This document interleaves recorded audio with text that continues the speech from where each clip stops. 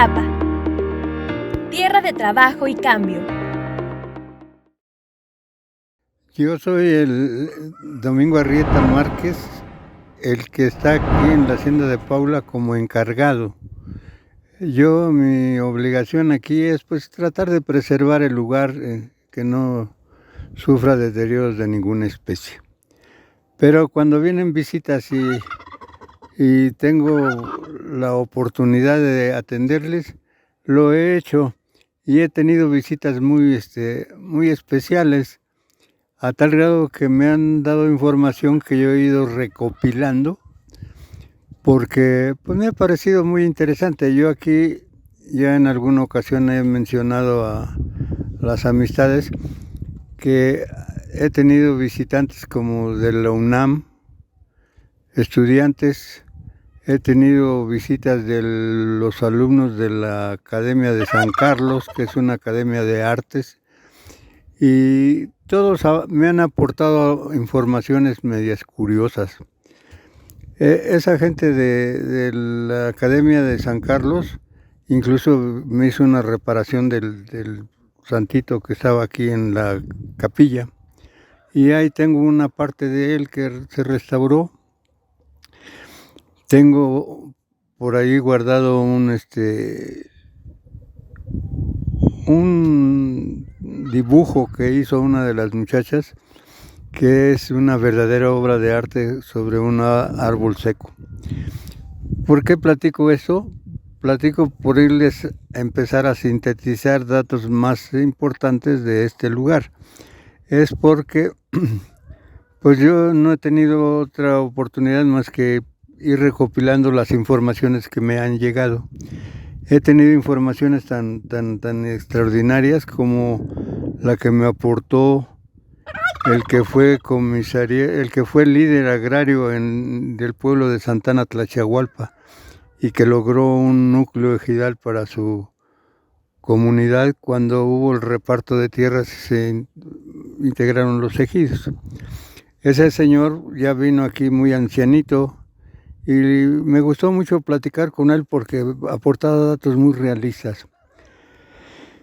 Me daba el dato más preciso de por qué año vino a dar aquí el señor Manuel Fernández, que era de ascendencia española y que compró el ranchito que originalmente era de este lugar.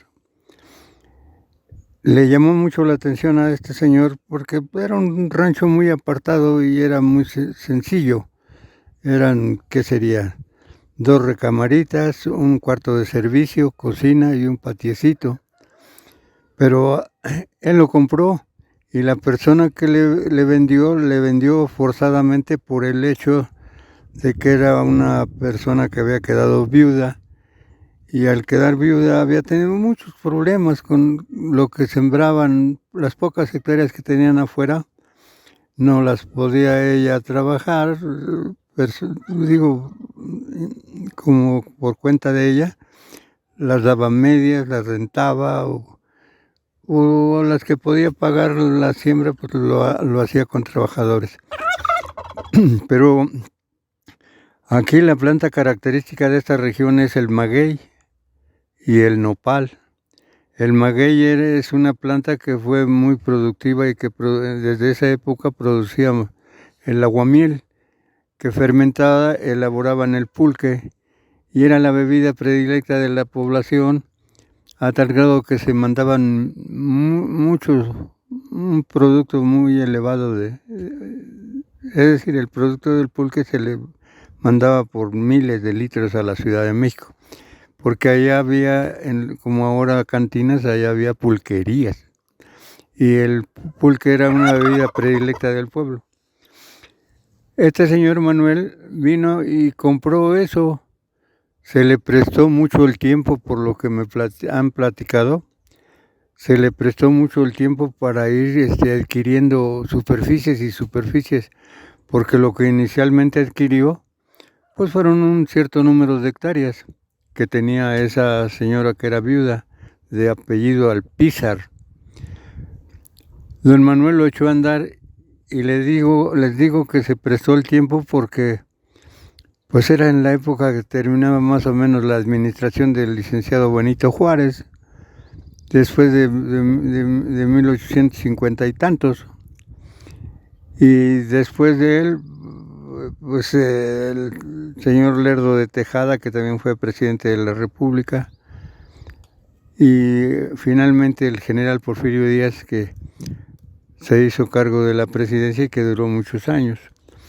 Durante ese lapso, esa propiedad creció extraordinariamente en superficie, a tal grado que la ley lo permitía, no establecía una determinada superficie como propiedad, sino que eran lo que se llamaban latifundios, una gran extensión en manos de un solo propietario, de una familia o de un personaje. Y eso fue este lugar. Se convirtió en un verdadero latifundio, a tal grado que muchas poblaciones de aquí alrededor dependían económicamente de ese lugar porque era su fuente de trabajo. Aquí, Santa María, Joloapan, Santo Domingo, Santana Tlachiahualpa, acá para el lado norte, la Presa del Rey, Temazcalapa mismo, su alrededor era propiedad de la hacienda. Para allá, para la salida a lo que es hoy la carretera a Tulancingo, hasta allá llegó a tener de propiedad este lugar. Por eso el concepto de verdadero latifundio, que su extensión llegó a tener entre 13 y 14 mil hectáreas de propiedad. Y la explotación de eso eran varias fuentes de ingresos. Uno, la agricultura por la gran extensión que se sembraba. La gran extensión también permitía tener animales, ganado. Y entonces la ganadería era otra de sus fuentes de ingreso. Y la planta del maguey era otra fuente de ingreso porque pues le tuvieron mucha fe dado el comercio que había de la bebida. Pues se cultivaba el maguey y se explotaba. Aquí en la construcción de la hacienda hay todavía los vestigios de lo que fue una sala enorme que le llamaban tinacal, donde fermentaban el aguamiel. Había depósitos para fermentar el aguamiel que le llamaban tinas y eran a base de piel de res. Un cuero de vaca permitía hacerlo a manera de depósito como una tina, y su capacidad era entre 700 800 litros por tina. Y en el famoso tinacal había 2 hileras de tinas. Por allí, pues imagina, la gente que trabajaba eso, pues le llamaban tlachiqueros. Y había el que se encargaba del control del tinacal. Esa era otra fuente de ingresos, la agricultura, la explotación del maguey y la ganadería le permitió una riqueza enorme. Además se prestó el tiempo porque, pues por lo que se ve, la adquisición de la tierra pues fue fundamentalmente porque el pueblo de México pues no tenía preparación de ninguna especie. Aquí un cuartucho ahí de mala muerte que todavía está en la esquina del frontón, era la escuela. En ese cuartito había 11 alumnos, según informes de las personas que vivieron en esa época, entre ellos mi abuelo, que 11 alumnos que eran atendidos por un jovencito que apenas se había terminado el 3er año de primaria. Por eso el nivel de educación pues era mínimo. Y aquí la gente pues ganaba poco, sus jornadas de trabajo eran enormes. Decía las afirmaciones de esa época, desde que canta el gallo, o sea, oscura la mañana, hasta que canta el grillo, o sea, oscura la tarde ya. Eran 12 horas de trabajo con una remuneración pues mínima, a tal grado que pues, la gente vivía con muchas dificultades en cuanto a su gasto familiar, y de ahí la necesidad que tenían de pedir crédito. Y el hacendado, que así se llamó el latifundio, una hacienda, luego le diré por qué les dije que la hacienda de Paula, pero el hacendado les puso ahí, aquí en el interior, un comercio que era la tienda de raya. Ahí tenían oportunidad los trabajadores de sacar crédito. Como no les alcanzaba lo que ganaban, pues ahí les fiaban, por decir algo,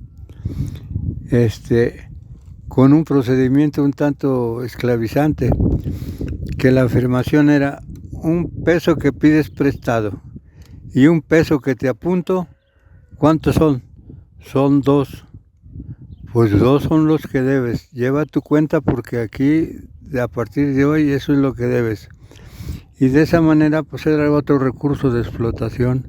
Aparte de la jornada de trabajo, el bajo salario, estaba eso también. Y había 2 clases de trabajadores. Unos que les llamaban acasillados, que eran los que tenían derecho a casita acá adentro. Y otros, los trabajadores jornaleros que venían de los pueblos vecinos. Pero los 2 eran tratados de la misma forma. Nada más los que tenían un poco de más protección eran los que les llamaban trabajadores de confianza. Esos trabajadores de confianza eran pues gente que, como su nombre lo indica, los había designado el hacendado o el administrador por alguna razón que les habían encontrado positiva para sus intereses de ellos. Hay habitaciones ahí que eran de los empleados de confianza, eran amplios. Los acasillados no, esa era una viviendita que tenían alrededor de la barda de la hacienda, y en una viviendita tan limitada que era cocina, baño, dormitorio, todo era al mismo tiempo. Entonces vivían en condiciones terribles. Por eso cuando estalla la revolución, pues el pueblo, a mí me llegaron a comentar personas como este señor que le digo que fue líder agrario acá de este pueblo de Santana, me llegaron a comentar que los lugares más odiados del pueblo era las haciendas, por el sistema de explotación. Entonces, pues cuando estalla la revolución, invaden estos lugares, los saquean, se llevan animales, armas, dinero, y si encontraban al hacendado y se les oponía, el árbol lo resolvía todo, los colgaban. Entonces, sabiendo todo eso, los grandes latifundistas lo que hacían era dejar encargado su propiedad y ausentarse cuando estaba el movimiento armado. Pasado el tiempo, los gobiernos de la revolución le cumplieron al pueblo la promesa que tenía el lema zapatista de tierra y libertad. Les repartieron la tierra que fue quitada a los grandes latifundios. Aquí en la zona de lo que es la hacienda de Paula, o lo que fue la hacienda de Paula, hay varias haciendas. Aquí donde se construyó recientemente el aeropuerto que le nombran el AIFA, Aeropuerto Internacional Felipe Ángeles, ahí está la hacienda de Santa Lucía. Acá para el llano está la hacienda de Bata, está la hacienda de Santa María Joloapan. Allá más adelante está la hacienda de Santa María de Pozos. Pues la verdad, en general en todo el país estaban latifundios de ese tipo. Aquí lo que es todavía hasta la actualidad, la ex hacienda de Paula, el dato que yo recopilé fue de que el señor Manuel Fernández, el dueño que hizo florecer este latifundio, era de una congregación española, que muy reducida, que se llamaba Paula, la congregación, y que su notoriedad vino porque ahí en esa congregación nació un ciudadano que hizo carrera eclesiástica, que era lo que se estilaba en esa época. No más dos tipos de carreras, o bien el sacerdocio o bien la carrera militar. Y este señor que nació allá en esa congregación de Paula escogió el sacerdocio, y que fue un brillante sacerdote, a tal grado de que la Iglesia Católica lo reconoció y lo canonizó, lo hizo santo. Por aquí, en el fraccionamiento que está cerca de Paula, ya le pusieron a su capilla o a su iglesita que está en formación, le pusieron San Francisco de Paula. Y han hecho circular una tarjetita en donde viene toda la biografía de San Francisco de Paula. Don Manuel Fernández le puso así en atención a que sus antepasados familiares eran de esa congregación, y entonces quiso extender la mención del nombre de su lugar de origen, y le puso aquí San Francisco de Paula a su propiedad, y así se reconoció hasta la fecha. Ahora pues es la ex hacienda de Paula.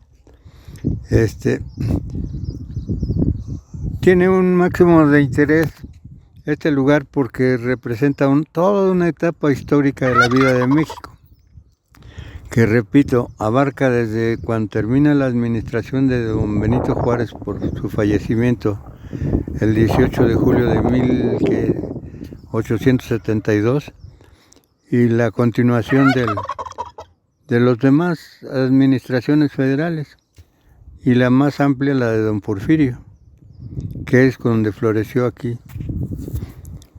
Está la interrogante que me decían gentes que les digo que han venido como visita, varias. Lo que le pregunte uno a este lugar históricamente corresponde a esa etapa, y lo que quiera uno saber cómo era la propiedad legal de la tierra en esa época, puede uno ver con toda claridad que se permitían los latifundios y la pequeña propiedad. Aparece un nuevo modelo de propiedad de la tierra, pero será hasta que triunfa la revolución y los gobiernos revolucionarios lo cumplen a las poblaciones de entregarles la tierra, y se fundan los núcleos ejidales, y es lo que sobrevive actualmente. Un núcleo ejidal está integrado por personas que solicitaron tierra y les dieron sus parcelitas. Yo soy testigo porque a mi padre le tocó de esta ex hacienda, le tocó su parcelita de 4 hectáreas, y formaron su núcleo ejidal. A cada nuevo propietario de esas parcelitas les llamaron ejidatarios, y el colectivo le dieron en nombrar núcleo ejidal.